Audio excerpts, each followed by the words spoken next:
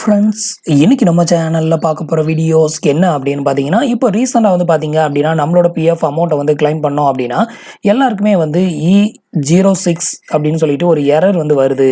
So இதனால என்ன ஆகுது அப்படின்னு பார்த்தீங்கன்னா, ஆன்லைன்ல வந்து எந்த ஒரு கிளைமே வந்து பண்ண முடியல. ஸோ கிளைம் பண்ணி கடைசியா ஓடிபி வந்து சப்மிட் பண்ணும்போது, fail to save claim data on portal. Please try again later அப்படின்னு சொல்லிட்டு இது மாதிரி எரர் வருது. இதை எப்படி சரி பண்றது அப்படின்னு சொல்லிட்டு இப்போ ரீசெண்டா ஒரு 5 பேர் மெயில் பண்ணியிருந்தாங்க. ஸோ எல்லாருக்குமே வந்து பார்த்தீங்க அப்படின்னா சேம் ப்ராப்ளம் தான், சேம் எரர் தான் வருது அப்படின்னு சொல்லிட்டு மெயில் பண்ணியிருந்தாங்க. ஸோ இந்த ப்ராப்ளம் வந்து எதனால வருது, இது எப்படி சரி பண்ணுறது, அதை பற்றின ஒரு முழுமையான தகவலை இந்த பதிவில் பார்க்கலாம். ஸோ அதுக்கு முன்னாடி நீங்கள் இது வரைக்கும் நம்மளோட சேனலுக்கு சப்ஸ்கிரைப் பண்ணலை அப்படின்னா மறக்காமல் சப்ஸ்கிரைப் பண்ணிக்கோங்க. நம்மளோட வீடியோஸ் உங்களுக்கு யூஸ்ஃபுல்லாக இருந்தது அப்படின்னா மறக்காமல் உங்களோட ஃப்ரெண்ட்ஸுக்கும் ரிலேட்டிவ்க்கும் ஷேர் பண்ணுங்கள்.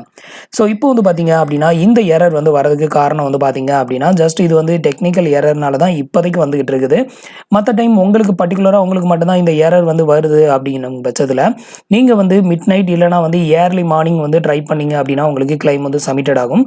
பட் இப்போதைக்கு வந்து பார்த்தீங்க அப்படின்னா இது டெக்னிக்கல் எரர்னால வந்துட்டு யாருக்குமே வந்து இந்த கிளைம் வந்து சப்மிட்டட் ஆக மாட்டேங்குது. ஸோ நானும் வந்து ட்ரை பண்ணி பார்த்தேன். எனக்கு வந்து பார்த்தீங்க அப்படின்னா இதே சேம் எரர் வந்து வருது. நீங்கள் அட்வான்ஸ் அமௌண்ட் கிளைம் பண்ணாலும் சரி, இல்லை ஃபுல் அமௌண்ட் கிளைம் பண்ணாலும் சரி, உங்கள் எல்லாருக்குமே வந்து இந்த எரர் வந்து வருது. ஃபைனல் ஓடிபி சப்மிட் பண்ணும்போது மட்டும்தான் உங்களுக்கு இந்த E06 எரர் வந்து வரும்.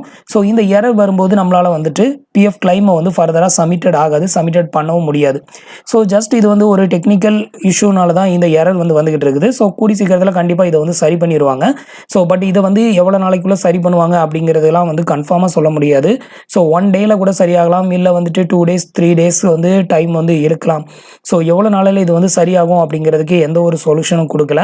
ஸோ அவங்களோட ட்விட்டர் பேஜில் வந்துட்டு கேட்கும்போது இது வந்துட்டு ஒரு டெக்னிக்கல் எரர்னால வருது அப்படின்னு சொல்லிட்டு மட்டும் மென்ஷன் பண்ணியிருந்தாங்க.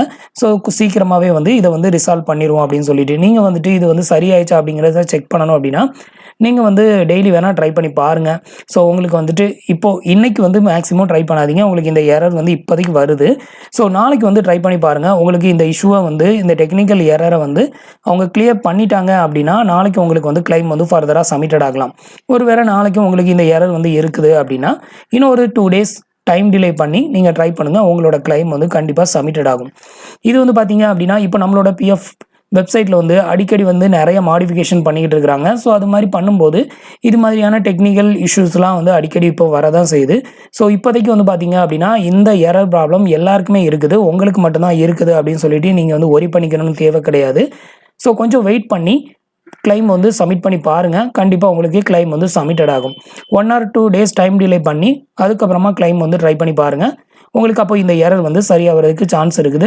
மேக்ஸிமம் 1 or 2 டேஸில் இந்த எரர் வந்து எப்படியோ ரிசால்வ் ஆகிரும். அதனால வந்து இன்றைக்கே வந்து ட்ரை பண்ணுறதை விட்டுட்டு ஒரு 1 or 2 டேஸ் கழிச்சு உங்களோட பிஎஃப் கிளைமை வந்து சப்மிட் பண்ணுங்கள். கண்டிப்பாக உங்களோட ரிக்வெஸ்ட் வந்து ஆக்செப்டட் ஆகும்.